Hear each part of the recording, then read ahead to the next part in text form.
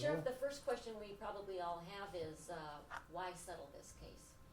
Well, there's no simple answer to that. But as you know, these cases are they're dangerous because a jury can decide one way or the other, and sometimes it's cost effective to settle the case if you can get it low enough, as opposed to spending the money it costs to go to trial.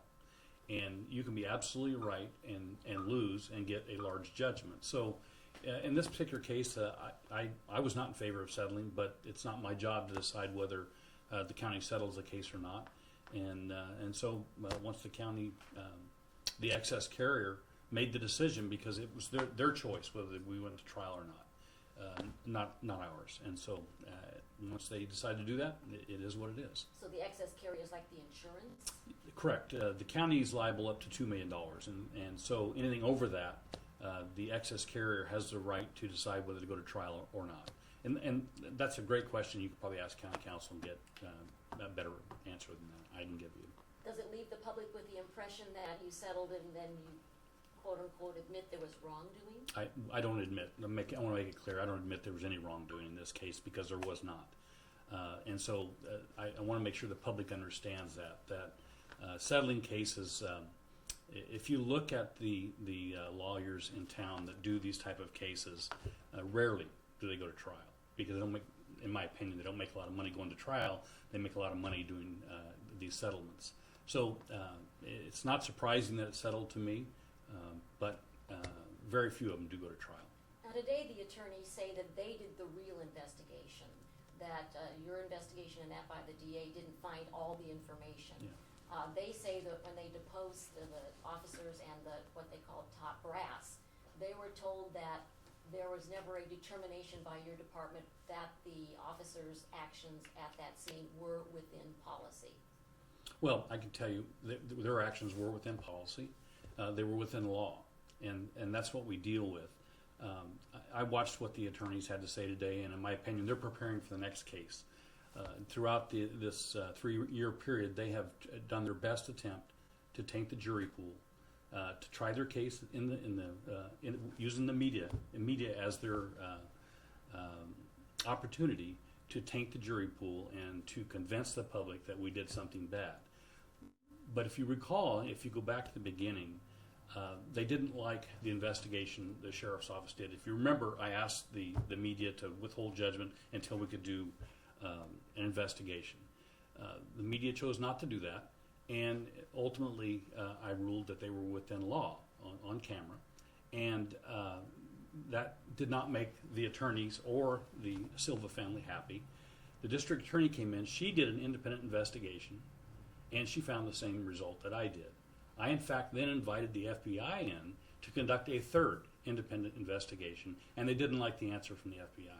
So I don't know what else we can do to be transparent. I can tell you that the release today, they talked about him being beaten in the head with a baton.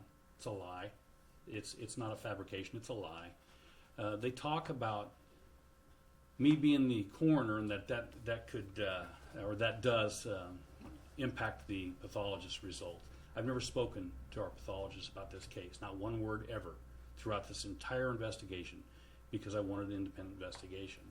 The district attorney chose to use another pathologist from San Bernardino County to get a second opinion, and he came to the same conclusion. So the attorneys that say that we're lying, if you want to believe that, you have to believe that all of us put our career on the line for one case, and we all got together and decided we were going to lie to the public. You have to decide who has the financial interest in this case. I'm not losing any money. I'm not gaining any money. The attorneys are making a lot of money. So if you weigh that, the public has to decide who's being truthful, the sheriff or the attorneys. And I can tell you, I don't lie. I wouldn't lie for you. I wouldn't lie for me or for anybody else. So, the public can make their determination of what they believe. So in the deposition, they say that somebody told them that a determination was not made on whether the officers' actions were within policy. You have it on video where I said their actions were within the law. And so they can say what they want. I can't stop attorneys from trying to sell their case to the public ahead of time. That's what they do because that's how they make their money. And so I can only tell you that I don't lie. I don't lie for officers. I've been the sheriff for 10 years. I've terminated over 50 deputy sheriffs for wrongdoing. This was not wrongdoing. The officers did what the law required them to do. The officers did good work. They all still work here, and they're all still good employees.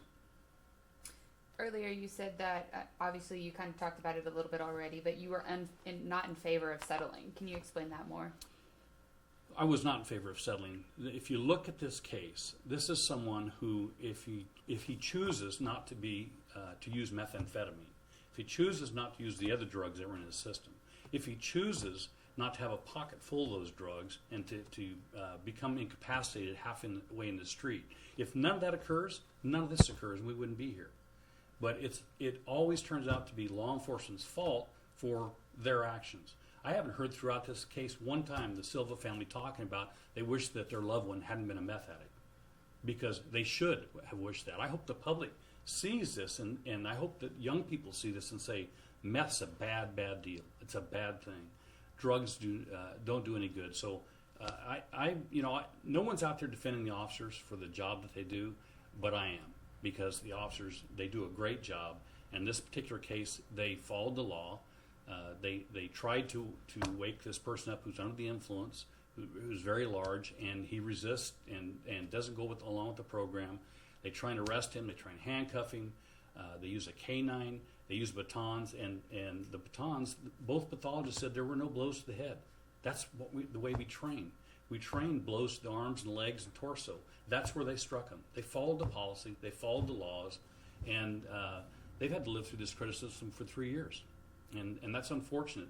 The country is upside down right now with what we're seeing and with cases like this, where the officers follow the law. They're the ones out there that have to face these people that are under the influence. And it's not as simple as it sounds. You can't just tell somebody that's under the influence, hey, you're under arrest, and they put their hands behind their back. It doesn't happen that way. And so, I defend the officers' actions.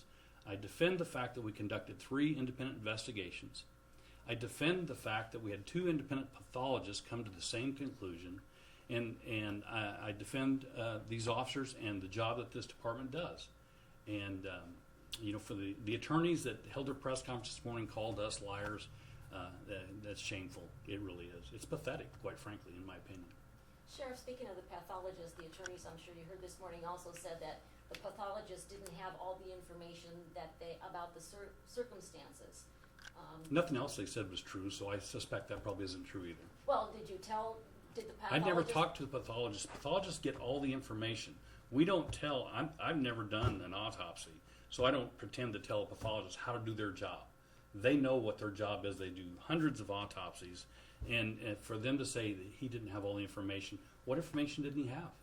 They say that the pathologist didn't have information on what was going on at the time, the fact that the officers were on his back, and they had a list of the circumstances happening at the time, which they believe the pathologist did not have access to that information. Did they believe that the pathologist said that he died because he had a heart disease from drug abuse?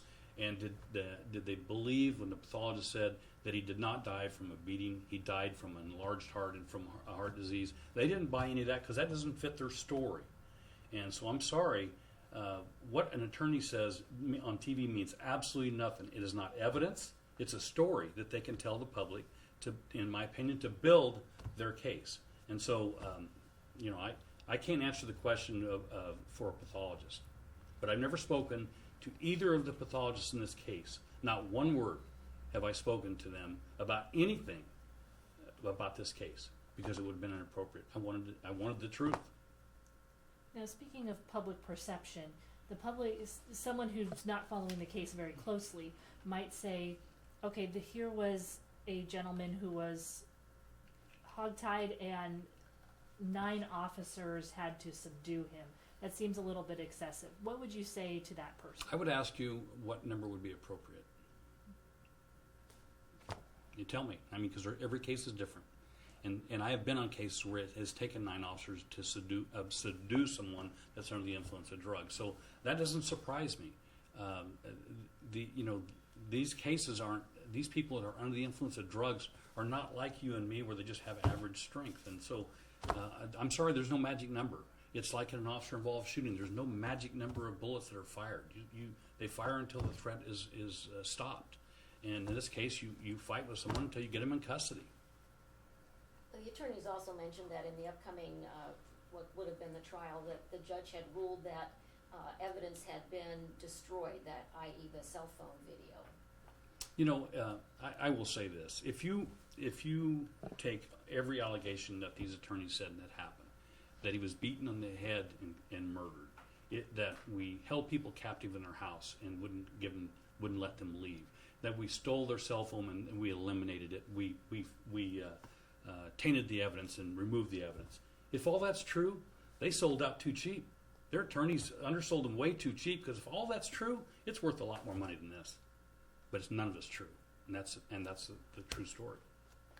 Let's go back to the comment that they did make about you also being a coroner. I mean, why? What's your response to that again? Well, I think it's 50 out of 58 sheriffs in the state of California are coroner sheriff. They can remove coroner from my title tomorrow. I've attempted to do it. I don't really care. I think the perception that the sheriff is a coroner, I get why the public would think that is a conflict. I understand that. I couldn't care less if the board of supervisors tomorrow says you're just going to be the sheriff. Is that okay with you? And I will say yes. Can you just talk to us about what the process is from the coroner to the pathologist, because that seems to be where they have a lot of allegations. What your role is in that, and what their role is in that, as far as communication and things of that sort. A pathologist. I've never spoken with a pathologist about this case. And in fact, the pathologist that did the autopsy on this case, I've spoken to one time in the 10 years I've been the sheriff. One conversation. It wasn't about this case. So I don't know. The other pathologists that we use, I've never even met. I keep a separation because I want their findings so that we can rule on them. If their findings are that this is a homicide, I want to know that. I don't dictate what they do, and they're not going to listen to me. Their career's on the line just like mine's on the line. If we were to lie, if we were to conspire to change an investigation, we'd all wind up in federal prison. I'm not willing to do that, and I know they're not willing to do that. So it's offensive when these attorneys imply that we're lying and that we get together and make this look the way we want it to. That's offensive and ridiculous, quite frankly. In your view, should a pathologist or a coroner have the information, like the attorneys were talking about, of what happened, that there were 9 people, that he was in this particular position? I don't know that he didn't know that. So you'd have to ask them, what they knew and what they didn't know.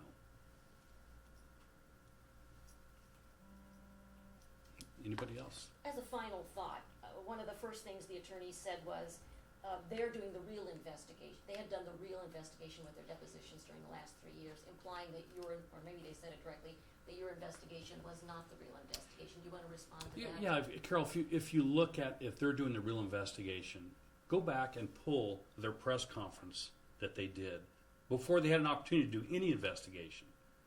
There was not time for them to do any investigation. Look and see what they said. The same thing they're saying today. So, what these attorneys say about their investigation, in my opinion, is really crap. We do an investigation independent. We want the truth. We don't want bad apples working for us. And we're harder on our officers than they could ever be. But for them to say that their investigation was the right one, that you have to believe that the Federal Bureau of Investigation didn't do anything. You have to believe that the district attorney of this county didn't do anything. And you have to believe that the sheriff of this county didn't do anything. Their investigation is the only one that's right. That's absurd. Speaking of their investigation, they say that more needs to be revealed about these officers, that if you look into their backgrounds, that there are other things that might not be on the up and up. What's your response to that? I don't know what you mean by on the up and up, but I can tell you this, that the government code protects those files to where the sheriff cannot, by law, talk about those.